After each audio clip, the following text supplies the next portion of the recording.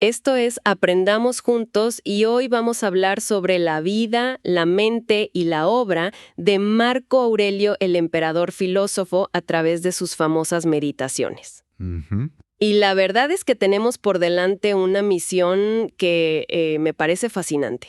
Totalmente. Hemos estado reuniendo, introducciones históricas muy detalladas, análisis filosóficos y, por supuesto, los extractos directos de los 12 libros que componen esta obra monumental. Exacto, los textos directos. Sí, y el objetivo de nuestra exploración a fondo hoy no es, digamos, hacer un análisis puramente académico. Claro, nada distante. Exacto, no queremos algo lleno de tecnicismos que nadie pueda aplicar en su vida diaria. Nuestra misión real es extraer la esencia de cómo el hombre más poderoso de la Tierra usaba la filosofía. Ajá. No como una teoría abstracta para, no sé, debatir en salones elegantes, sino como un verdadero botiquín de primeros auxilios. Esa metáfora es clave, sí. Queremos entender cómo este hombre construyó un manual de supervivencia íntimo para soportar el peso aplastante del poder, las tragedias personales y el caos absoluto de su época. Es que para entender verdaderamente la magnitud de lo que estamos analizando hoy y por qué estas palabras tienen tanto peso histórico, es fundamental tener el panorama general muy claro. Ujú. Quienes estudian esta época saben muy bien que no estamos hablando de la clásica imagen de una Roma pacífica y súper próspera. Para nada. Marco Aurelio gobernó el Imperio Romano entre los años 161 y 180 después de Cristo. Ajá. Y esta es una época que muchos historiadores consideran como el verdadero inicio del fin de la Edad de Oro del imperio. El declive. Exacto. Las fronteras crujían, la economía temblaba. Pero creo que lo más revelador de este texto, y lo que lo hace, único en la historia de la humanidad, es su origen. Sí, ¿de dónde sale? No estamos ante un libro que fue escrito para ser publicado. Claro, no tenía un editor esperando el manuscrito. Exactamente. Tampoco es un manifiesto político para ganar fama ni un texto para adoctrinar a las masas. Son apuntes estrictamente personales. Diarios íntimos, básicamente. Tal cual. El título original en griego era Taise Auton, que se traduce literalmente como cosas para sí mismo. Cosas para sí mismo. Sí. Y el escenario donde fueron escritos es vital para comprender su tono. Porque, no se redactaron en la comodidad de un palacio. Con pisos de mármol y todo eso. Cero mármol. No había siervos alrededor ofreciendo comodidades, se escribieron en tiendas de campaña militares. ¡Wow! A la luz de las velas, en el frente de batalla. En medio del frío, el barro, la neblina y la sangre, ahí, a orillas del río Danubio. Es un contraste que cuesta un poco asimilar, porque solemos tener esta imagen muy de película de los emperadores romanos. Ujú. Rodeados de lujos. Claro, comiendo uvas en banquetes interminables mientras el resto del mundo gira a su alrededor. Esa es la versión de Hollywood, claro. Exacto. Pero la realidad de Marco Aurelio, según nos muestran nuestras fuentes, fue diametralmente opuesta.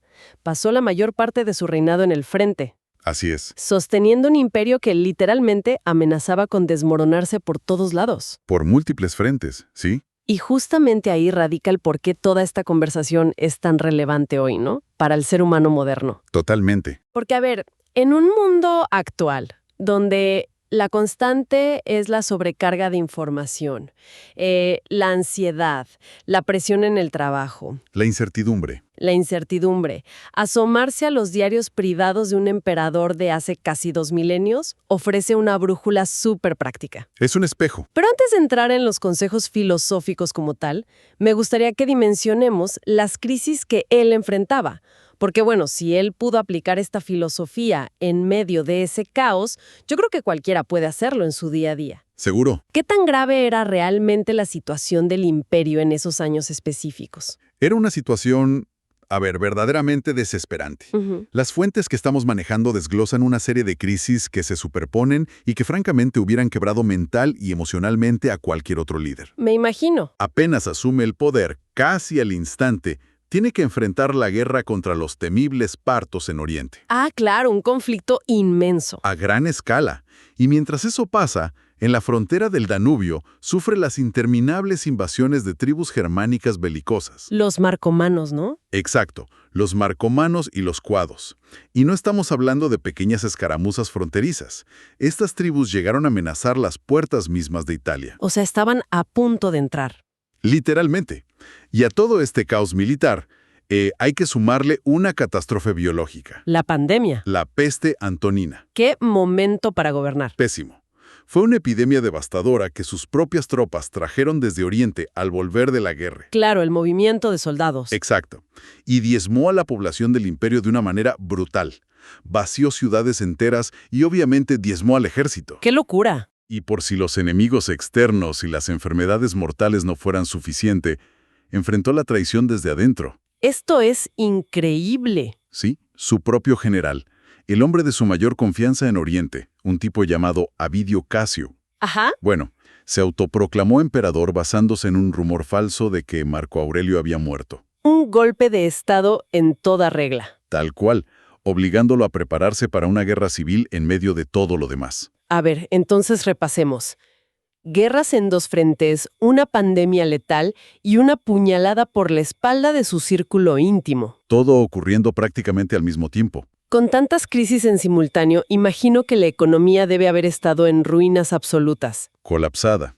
Y la tentación de abusar del poder, no sé, de confiscar bienes o de exprimir a los ciudadanos con impuestos, debe haber sido enorme. Es lo que hubiera hecho casi cualquiera. ¿Cómo manejaba entonces las finanzas frente a estas guerras sin perder esa brújula moral de la que tanto escribía en sus diarios? Bueno, ahí es donde las fuentes nos regalan una anécdota histórica fascinante. Nos muestra su integridad en la práctica, no solo en la teoría. Resulta que en uno de los momentos más críticos de las guerras germánicas, el tesoro público simplemente se agotó. ¿Cero monedas? Cero. El imperio se quedó sin fondos para financiar la defensa. Y como decías, el camino fácil, el manual básico de cualquier gobernante autoritario de la época, Subir los impuestos. claro, imponer impuestos asfixiantes o confiscar las propiedades de la clase alta. Ajá. Pero Marco Aurelio se negó a hacer eso. ¿Y qué hizo? En su lugar, organizó una subasta pública Una subasta. en el mismísimo Foro de Roma y vendió los tesoros personales del Palacio Imperial. ¡Wow! Subastó obras de arte, estatuas, copas de cristal valiosísimas, los muebles lujosos del palacio e incluso las túnicas de seda y oro de su esposa, la emperatriz. No te puedo creer. Sí, la subasta duró 2 meses enteros. 2 meses vendiendo sus propias cosas. Exacto. Y logró costear la campaña militar desprendiéndose del lujo imperial, todo para no castigar a los ciudadanos. Eso es predicar con el ejemplo. Y hay otro registro muy revelador. Tras una victoria durísima en el frente, sus propios soldados le exigieron un aumento extraordinario de sueldo. Querían un botín mayor. Claro, se sentían con derecho, y un motín militar en esa época podía costarle la vida al emperador. Obvio, los soldados te ponían y te sacaban. Tal cual. Pero Marco Aurelio se plantó frente a ellos y se negó rotundamente. Les explicó, con una firmeza tremenda, que cualquier moneda extra que recibieran no iba a salir del aire. Iba a salir de la gente. Exacto. Les dijo que se pagaría con la sangre y el sudor de sus propios padres y parientes, que eran los que pagaban impuestos en las provincias. Es un nivel de conciencia sobre el peso de las decisiones públicas que la verdad resulta abrumador. Es altísimo. Prefería desmantelar su propio palacio antes que traicionar sus principios.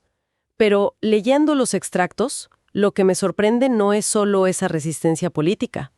Su vida personal parece haber sido igual de caótica y dolorosa. Peor, te diría. ¿Cómo era el panorama puertas adentro de su propia casa? El contexto emocional privado es quizá aún más desgarrador que el frente de batalla, y es la clave absoluta para entender el tono melancólico de las meditaciones. Claro, la tristeza de fondo. Marco Aurelio estuvo rodeado por la sombra de la muerte desde muy temprano. Vio morir a su padre cuando apenas tenía 10 años. ¿Un niño? Sí. Ya de adulto, perdió a su esposa, Faustina, que lo acompañó durante más de 3 décadas. Perdió a su coemperador y hermano adoptivo, Lucio Vero. Ajá. Pero el dato que más hiela la sangre tiene que ver con su paternidad. Sí, esto lo leí en las fuentes y es tremendo. De los al menos 13 hijos que tuvo con Faustina, vio morir a la gran mayoría en la infancia. ¿13 hijos y casi todos mueren? Solo un hijo varón, Cómodo, y un puñado de hijas sobrevivieron hasta la edad adulta. Imaginemos por un segundo el impacto psicológico de enterrar a un hijo tras otro. Es insoportable. La muerte para él no era un concepto filosófico abstracto que leía en unos pergaminos. Era una presencia constante, muy cruel y tangible en su propia mesa. Su día a día. Y esto explica de manera muy profunda por qué sus escritos están tan obsesionados con la fugacidad de la vida, lo efímero de la existencia y esa necesidad de aceptar el destino. Claro, es que con todo ese nivel de trauma crónico, sumado a las traiciones, las guerras y la pérdida de tantos hijos, Sí, uno esperaría que al sentarse a escribir en su tienda de campaña militar a la noche, lo primero que saliera fuera un grito de frustración. un reclamo. Claro, un diario lleno de quejas al universo, de amargura pura o de autocompasión. Sería lo más lógico. Pero los textos que tenemos muestran algo completamente distinto. ¿Cómo arranca realmente esta obra monumental? Esa es una de las sorpresas más hermosas de la literatura antigua, sinceramente. El libro 1 de las Meditaciones no arranca con quejas. Ni lamentos. Cero. Tampoco con grandes teorías complejas sobre el cosmos. Inicia, fundamentalmente, como un diario de gratitud. ¿Un diario de gratitud? Sí. Antes de escribir cualquier máxima sobre cómo vivir o gobernar, Marco Aurelio se toma el tiempo de manera muy metódica y pausada de reconocer a todas y cada una de las personas que formaron su carácter. Es un ejercicio de humildad brutal. Absoluto. Y es una técnica psicológica brillante para anclarse en lo positivo en medio del desastre. Comienza agradeciendo a su abuelo paterno, ¿Por qué le agradece? por haberle enseñado el buen carácter y la serenidad.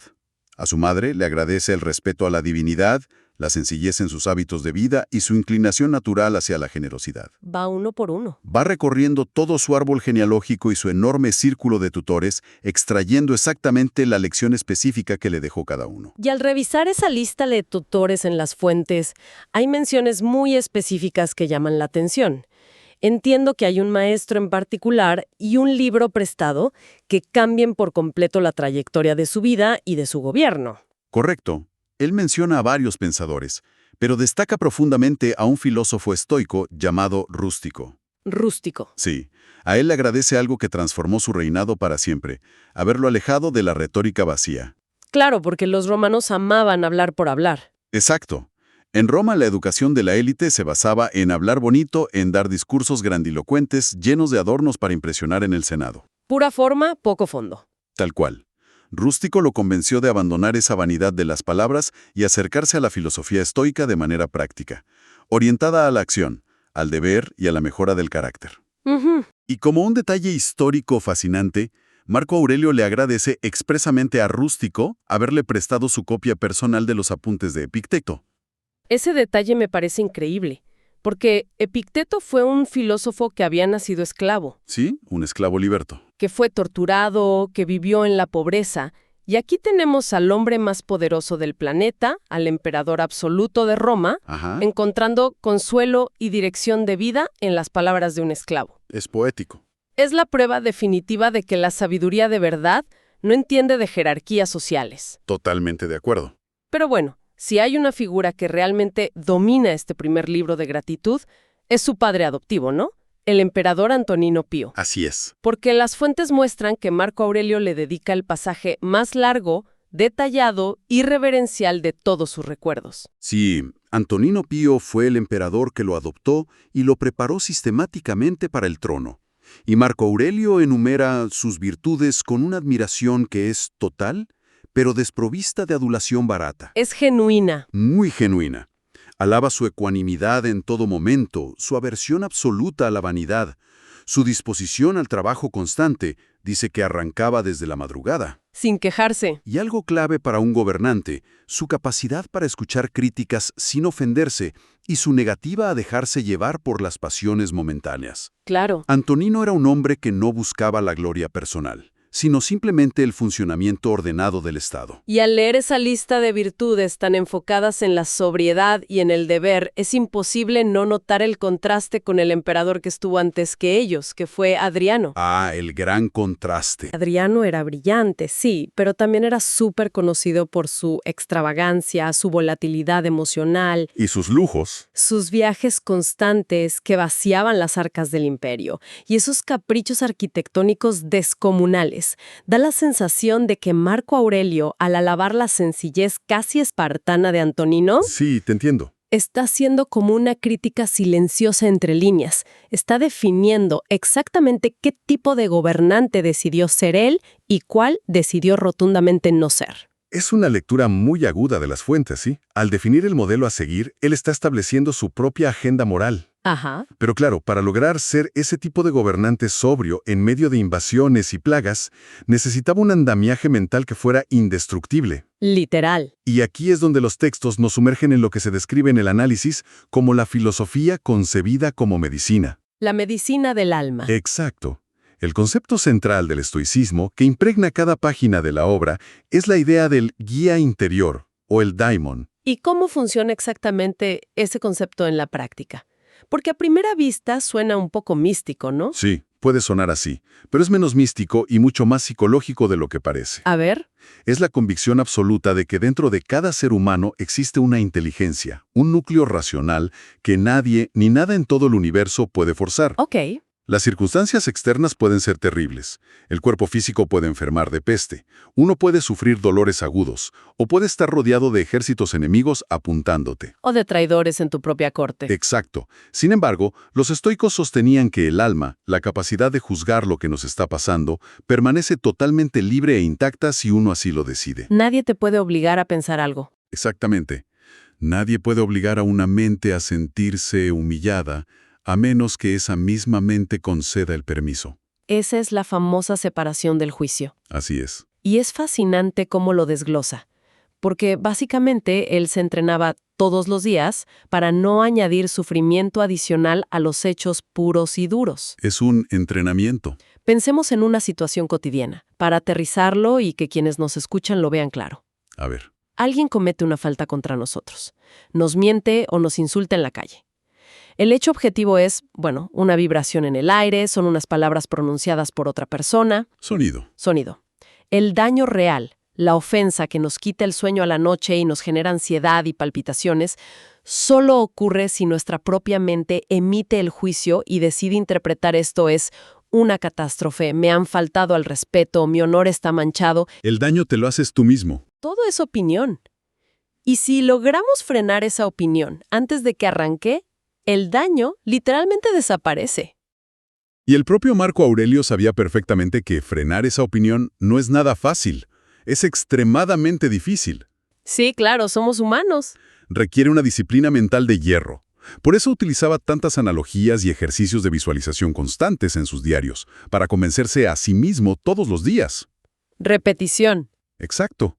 Un ejemplo muy impactante que mencionan las fuentes es el concepto del retiro interior. Me encanta ese concepto. Porque es una reacción instintiva muy común en el ser humano sentir agotamiento y pensar, uy, necesito irme lejos. Me voy a la playa, al campo, a la montaña para escapar de este estrés. Sí, todos lo pensamos en algún momento. Marco Aurelio argumentaba que eso es una gran ilusión. Sostenía que no hay retiro más apacible, ni lugar con mayor calma en todo el universo que el que se encuentra en la propia mente. Siempre y cuando... Siempre y cuando esté ordenada y libre de juicios tóxicos, claro. La paz no es un código postal. Qué buena frase. Es un estado del juicio. Y eso conecta directo con otra analogía del texto que es tan directa que resulta, bueno, brillante, para aplicar hoy mismo en nuestra vida, la del pepino amargo. Ajá, un clásico. Es un pasaje muy cortito donde él explica la aceptación de la realidad sin añadir dramatismo innecesario. Ajá. Él escribe, y lo cito casi de manera textual de nuestras fuentes, «El pepino es amargo, tíralo. Hay zarzas en el camino, desvíate. Basta eso. No añadas a la situación por qué suceden estas cosas en el mundo». Es tan simple y tan poderoso. Es espectacular, y no solo por la resignación que plantea, sino por la eficiencia energética. Exactamente. Se trata de pura conservación de energía mental. Claro, nos está diciendo que indignarnos con la realidad, patalear contra lo que ya es un desperdicio absoluto de calorías mentales. Calorías que él necesitaba para gobernar un imperio. Y que necesitamos todos para sobrevivir y tomar buenas decisiones. Si algo en la vida no te sirve o te lastima, bueno, simplemente hay que apartarlo o esquivarlo. Acción directa. Acción directa. Pero perder la paz mental, peleando contra el universo, exigiendo saber por qué existen personas malas o situaciones que son súper injustas, es como envenenarse a uno mismo por voluntad propia. Es beber veneno esperando que el otro muera. Exacto. Es la esencia pura de no quejarse jamás contra lo que escapa totalmente a nuestro control. Y esa aceptación incondicional de la realidad externa lo lleva directo a resolver uno de los problemas más complejos de cualquier líder, y te diría de cualquier persona en el mundo: cómo tratar con los demás. El infierno son los otros, decían. Exacto. Llegamos así a otro de los pilares de la obra, que es el deber social y lo que en los análisis podríamos llamar una tolerancia radical. ¿Tolerancia radical? En el libro 2 encontramos uno de sus pasajes más citados, que es su famosa meditación matutina. Ajá. Cada mañana, imagínatelo, antes de salir de su tienda en medio del frío para enfrentar a generales, a embajadores que mentían, a senadores corruptos, Ajá. Marco Aurelio se preparaba mentalmente diciéndose a sí mismo que ese día iba a cruzarse con personas indiscretas, ingratas, insolentes, envidiosas y profundamente egoístas. O sea, no se engañaba para nada. Cero optimismo ingenuo. Planificaba su día asumiendo lo peor del comportamiento humano. O sea, el emperador de Roma, básicamente, inventó la preparación mental para leer los comentarios en redes sociales hoy en día. Literalmente. Se despertaba asumiendo que el mundo iba a ser tóxico y problemático sí o sí. Sí. Pero la pregunta lógica aquí, poniéndome como abogada del diablo, es: si él era el hombre más poderoso del mundo conocido, Ajá. y ya sabía que iba a lidiar con gente insoportable o traicionera, ¿por qué no simplemente los exiliaba o los ejecutaba y listo? Porque podía hacerlo. Claro que podía. ¿Cómo justificaba desde su filosofía no reaccionar con ira o con violencia ante estas personas? Y ahí está la genialidad de su respuesta estoica. No se permitía el enojo porque entendía la raíz de ese mal comportamiento. La ignorancia. Exacto. Se repetía a sí mismo que esas personas actúan de esa manera, siendo ingratas o insolentes, simplemente por ignorancia. Ajá. Su premisa era que no saben distinguir el verdadero bien del verdadero mal. Creen erróneamente que el dinero, la fama o humillar a los demás es algo objetivamente bueno. Y actúan en base a esa ilusión. Actúan impulsados por esa ceguera. Pero además, hay una razón filosófica mucho más profunda detrás de esta paciencia monumental que tenía. ¿Cuál es? La doctrina estoica enseña que todos los seres humanos comparten un parentesco divino. Todos poseen una misma chispa de razón que los conecta a nivel cósmico. Todos somos parte de lo mismo. Han nacido para colaborar entre sí, independientemente de sus errores. Entiendo. ¿Es una visión de la humanidad como un solo gran organismo interconectado? Exactamente. Marco Aurelio lo expresa con una metáfora anatómica, que es inmejorable. Él dice que estamos hechos para trabajar juntos como los pies, las manos, los párpados o las hileras de dientes superiores e inferiores. Muy visual. Mucho. Y concluye que obrar como adversarios, enojarse con el prójimo o darse la espalda por rencor va en contra de la mismísima naturaleza para la que fuimos diseñados. Claro, un diente superior no compite con el inferior. Ambos son estrictamente necesarios para masticar y que el cuerpo sobreviva. ¿Tal cual? Y eso nos lleva a un símil de las fuentes que resulta en una frase lapidaria, de esas que te quedan resonando en la cabeza por días. A ver. Él escribe: lo que no beneficia al enjambre, tampoco beneficia a la abeja. Es fantástica. Es un golpe directo a la mandíbula del individualismo hiperexacerbado que vemos tantas veces en la actualidad. Totalmente. Es una lección tremenda sobre cómo el egoísmo extremo es en el fondo 100% autodestructivo. Y poco lógico. Exacto, porque si la comunidad se hunde, si el sistema colapsa, el individuo se hunde con él inevitablemente, por más recursos o dinero que haya acumulado. No te salvas solo. El deber social, entonces, para él no es un martirio o un sacrificio súper altruista para verse bien frente a los demás. Es una necesidad. Es una cuestión de supervivencia natural.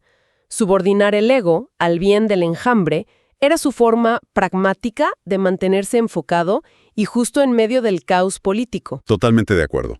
Pero, seamos honestos, el ego es súper persistente. Sí. Sobre todo cuando eres el emperador y tienes a miles de soldados rindiéndote honores todos los días. Y para mantener a raya ese ego de manera definitiva, él utilizaba una herramienta mental que a primera vista puede parecer un poco lúgubre, muy oscura. Ajá. Pero que para él era profundamente terapéutica la meditación constante sobre la inmensidad del tiempo, la fugacidad de la fama y el olvido inevitable. El memento mori. Exacto. Las fuentes revelan una visión de la historia teñida de una melancolía filosófica muy marcada.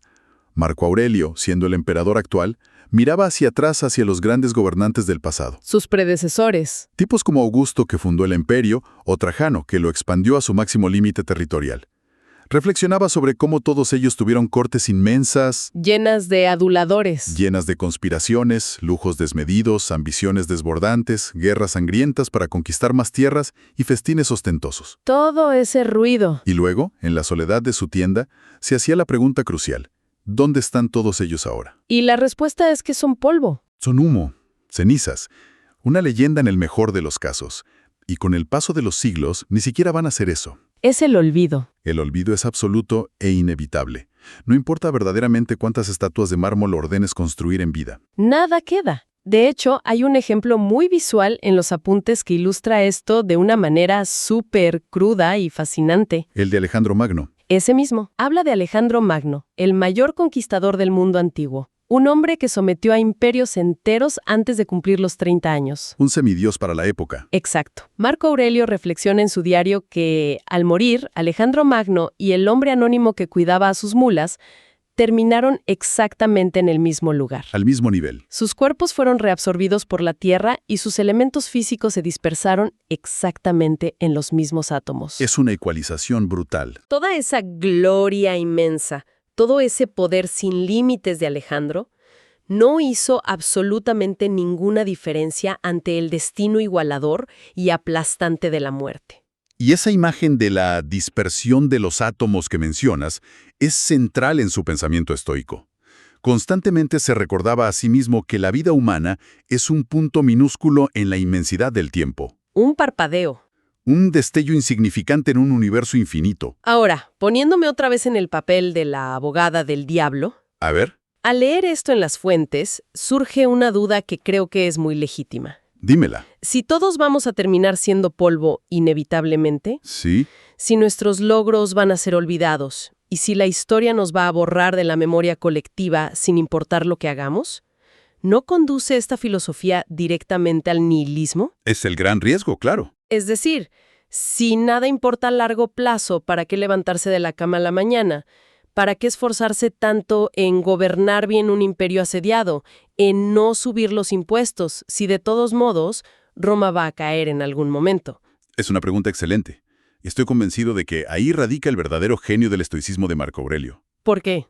Porque el desarrollo de toda esta perspectiva cósmica no tenía como fin deprimirse, paralizarse o caer en la apatía del nihilismo. No era una excusa para rendirse. Todo lo contrario. Era una técnica terapéutica muy aguda para despojar a los eventos cotidianos de su falso prestigio y de su peso asfixiante. Para quitarles presión. Exacto.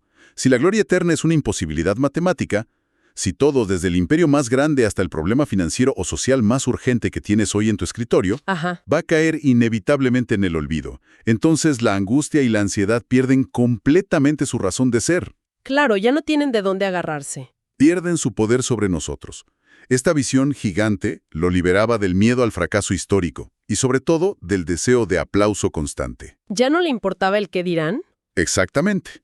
Lo único que verdaderamente importa, lo único sobre lo que tenemos propiedad real según él, es el momento presente. El aquí y el ahora. La conclusión de Marco Aurelio es que precisamente porque el tiempo es cortísimo y el olvido es seguro, debemos usar este breve destello de vida consciente para hacer lo correcto hoy. Hoy mismo. Para ser justos hoy, para ser tolerantes con la ignorancia de los demás hoy, y para aceptar nuestro papel en el destino con total ecuanimidad y sin soltar quejas. Es una forma brillante de quitarle el volumen al ruido del mundo para poder concentrarse en la tarea específica que tenemos enfrente. Es enfoque puro. Si tuviéramos que recapitular, digamos, el inmenso viaje que hemos hecho hoy a través de todas estas fuentes, la imagen que nos queda de este hombre es extraordinariamente poderosa. Muy inspiradora. Hemos explorado la vida interior de un emperador que estaba asediado por las guerras incesantes, las plagas mortales, el colapso económico y las tragedias familiares más dolorosas que uno pueda imaginar.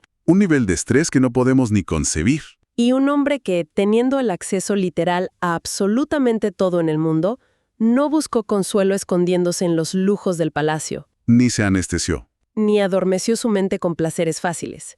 En cambio, buscó refugio en un riguroso e implacable examen de su propia conciencia a la luz de las velas en medio de la guerra. Así es. Nos dejó un manual que trasciende su época, para cualquiera que lo lea hoy, recordándonos que, aunque es imposible controlar los eventos externos, la economía o la actitud de quienes nos rodean, sí tenemos un poder absoluto e inviolable sobre la forma en que juzgamos esos eventos. El juicio propio. Tenemos el control total sobre nuestro sentido del deber para con nuestra comunidad y sobre nuestra infinita capacidad de mantener la calma y perdonar la ignorancia ajena. Y para dejar una idea final resonando hoy, algo que verdaderamente nos invite a cuestionar nuestra propia realidad, mucho más allá de estos textos históricos, pensemos en la ironía monumental de esta situación. A ver. Estamos hablando del ser humano que poseía el poder absoluto sobre todo el mundo conocido.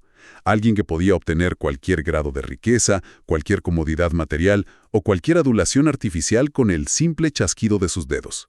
Escribiendo en soledad para convencerse a sí mismo de que el estatus social, la fama perpetua y el lujo desmedido eran simples cascarones vacíos y sin sentido. Es muy fuerte. Si la máxima autoridad del planeta, el hombre que llegó a la cima absoluta de la pirámide humana, llegó a la profunda conclusión de que allí arriba no hay nada material que traiga felicidad real. Ajá. ¿Qué nos dice eso sobre las prioridades que la sociedad moderna persigue hoy con tanta ansiedad y tanta desesperación? Es una gran pregunta. Si el dueño del mundo antiguo descubrió, a base de sangre, de pérdida y de mucha reflexión, que la única paz verdadera reside en el orden interior de la mente y en un carácter virtuoso, ¿no debería ser esa nuestra mayor, más urgente y única empresa? Hasta la próxima.